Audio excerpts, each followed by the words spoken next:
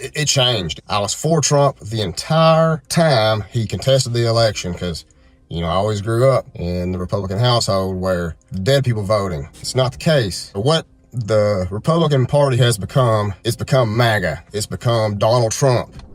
Trump's second term was sold as a golden age. But half a year later, America is tense, divided, and teetering. Each decision, troops in the streets, mass evictions, silenced officials, scapegoats, attacks on institutions, doesn't stand alone.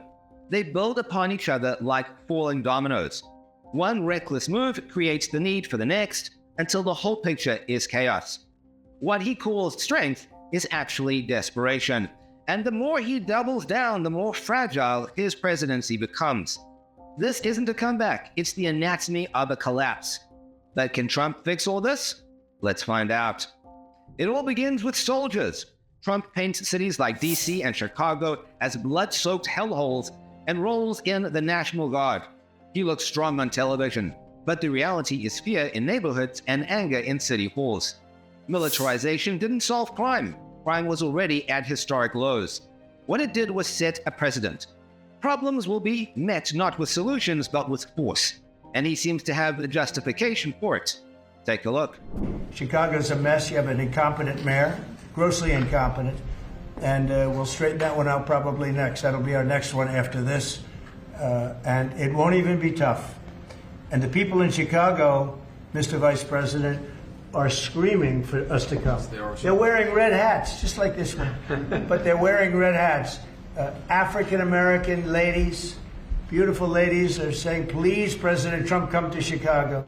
I have some slob like Pritzker criticizing us before we even go there. I made the statement that next should be Chicago, because as you all know, Chicago's a killing field right now. And they don't acknowledge it. And they say, we don't need him, freedom, freedom. He's a dictator, he's a dictator. A lot of people are saying maybe we like a dictator. I don't like a dictator. I'm not a dictator. I'm a man with great common sense and I'm a smart person. We may wait, we may or may not. We may just go in and do it, which is probably what we should do. Now, once you normalize force against civilians, it becomes easier to use the same blunt instrument on anyone, from the poor to their own government. That's exactly what happened next. Having unleashed troops on the streets, Trump extended the logic of removal to those without power. In DC, he ordered homeless residents to leave immediately and be moved far away. It wasn't about safety, it was about optics. Just as soldiers made cities look tough, evicting the homeless made them look clean. And here is what the officials have to say. I'm not interested in funding failure anymore. I'm not. I won't. Time to do your job. People are dying on their watch. Dying on their watch. Look at these encampments. They're a disgrace. They've been there years and years and years and years. I've heard that same rhetoric for years. People are dying. Donald Hugh Whitehead, the executive director of the National Coalition for the Homeless, explains the impact of these actions very clearly. The impact, it's all negative. There are no positives to these kinds of sweeps. I actually call them raids because they're more like raids than they are sweeps, and you shouldn't be talking about sweeping people. So there are no positive impacts for this kind of thing to happen. When people are moved to other locations, they lose contact with social service agencies. Study after study has said that their mental and physical health can get worse in these conditions. It is just really terrible for people for a number of reasons, those that I mentioned, and also just people are terrified right now. If you were living in the place that you had to live, because there's not enough housing in this country. That is the main reason that people are homeless, and someone takes away your temporary shelter with a bulldozer. And we know that a couple of times people have died. You know, the bulldozer comes in and scoops people up, and sometimes they don't take the time to even know that someone's still in the encampment. Well, it's a great question, and the real underlying issue is nowhere in this country is there enough shelter in the first place. So when they raid your encampment, there's absolutely no guarantee that you'll go to a shelter. Typically what happens is people move from one unsheltered location to another. So you haven't solved anything. So by criminalizing people, fining, jailing, giving people tickets, you actually exacerbate homelessness. You make it worse. Yeah. Now people have a criminal record to deal with, and their opportunity to get in housing is that much more of a burden. The opportunity to get a job is that much more of a burden. And again, we don't have enough shelter in any city in the United States right now. The pattern is obvious. If you're vulnerable, you're expendable. What began as militarization quickly became social cleansing. But cruelty only exposes cracks. By trying to erase the poor instead of supporting them, Trump invited a new question.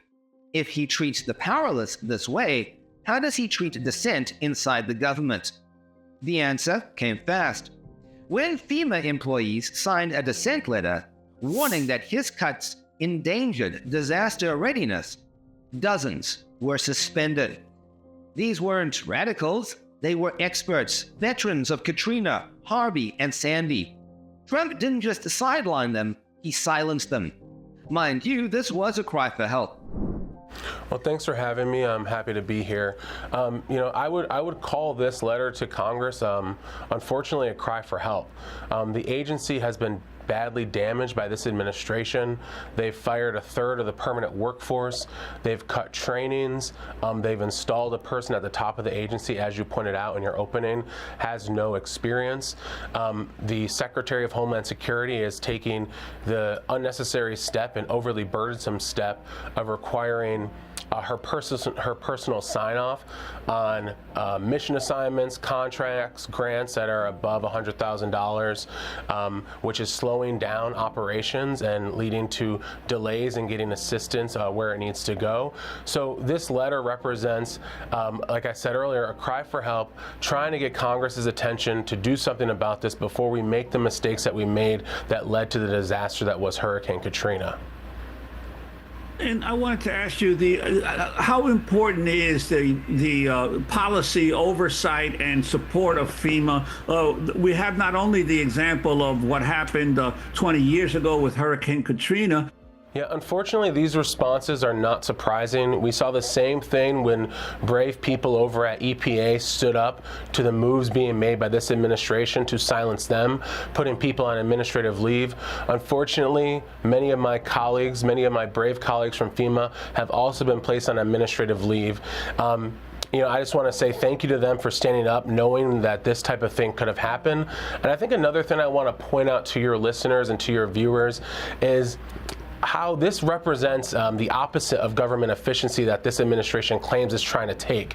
At EPA, they put those people on administrative leave. That means they're still getting paid by the federal government. And then they delayed that administrative leave they extended that administrative leave 3 separate times. Again, at FEMA, we're seeing the same exact thing. They've placed these workers on administrative leave, which means they're still going to continue to be paid, but not be able to do the work that they're supposed to be doing on behalf of the American people.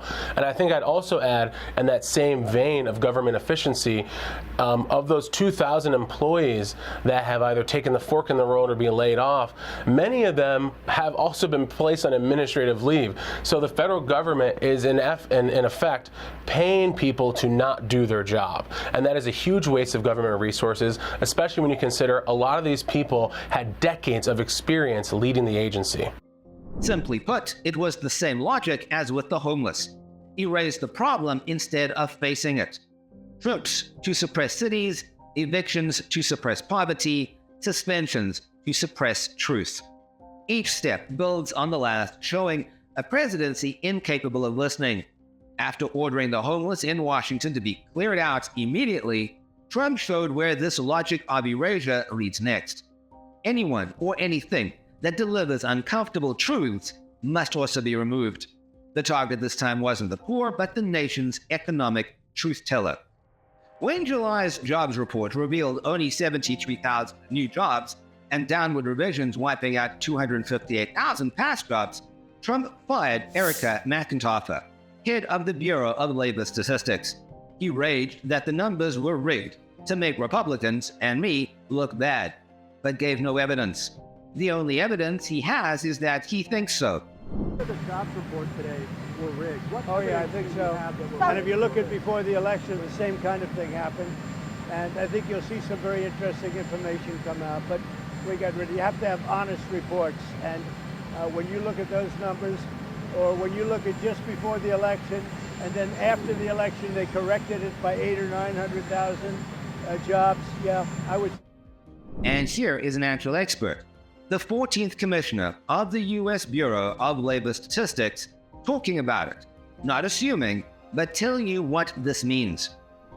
Legally speaking, the Federal Reserve is set up as a creature of Congress, whereas the BLS is part of the administrative branch of government. So there's a little bit of a difference there. Nevertheless, the way that the appointments are made to the Federal Reserve is the same as the way the appointments are made to be commissioner of the BLS. And when I was recruited and served as BLS commissioner, I understood my job to be as protected from political interference as the chair of the Federal Reserve. Now, and I am not a constitutional lawyer, but I understand that the Supreme Court isn't sure that they should have the same amount of independence. But that is new. That has not been the case before. Any distinction like that was ever made before, and it's news. And I think it's quite worrisome for the parts of the government that are producing information that is based on science and method and technological methods that isn't the result of policy. And I have a lot of respect for people who do policy and do communication and whose job it is to drive policy. But that's not the work of the statistical agencies or the Federal Reserve. Just as the homeless were expelled from sight, the BLS chief was expelled from office. In both cases, reality wasn't confronted, it was deleted. Congressman Joaquin Castro, a Democratic representative from Texas's 20th district, recently raised the alarm on Trump's escalating use of federal power as a weapon. In a televised interview, Castro warned that critics of the president should absolutely be concerned, accusing Trump of weaponizing the government to go after political opponents. People should absolutely be concerned. I mean, these are the acts of an authoritarian leader, somebody who is striving to be a dictator. You know, he had that very passive-aggressive statement yesterday about maybe some Americans want a dictator. It's all about retribution and revenge. And it's not only meant to punish the people who have been critical of President Trump, it's also meant to squelch or cancel any future criticism by other people. Because what happens is he wants people to see what's happening to those old enemies and get scared to say anything critical of him. And I think that's why he's doing this. He's weaponizing the government to go after people that he disagrees with and that have been critical of him. And a few of the ways that he's done that is that he's gotten people appointed to his cabinet who, first of all, it's the most unqualified cabinet in American history. But he's gotten people who will never tell him no. People who will only do exactly what he wants them to do. And then he goes and fires other people like the director of the NSA, Lieutenant General Cruz recently of the DIA.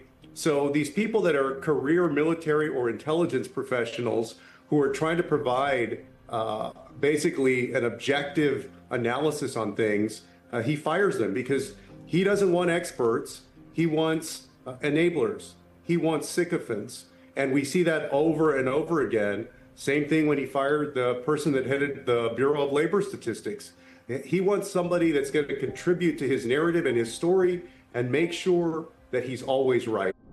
Trump wants to make sure he is always right, and to protect that illusion, he is willing to erase anything that challenges him. Let's just say, America isn't witnessing a comeback, it's watching a slow-motion collapse, driven by a president who fears nothing more than the truth. Do you believe a leader who silences critics can ever be trusted with power? Let us know in the comment section. How long can America survive when truth itself is treated as the enemy?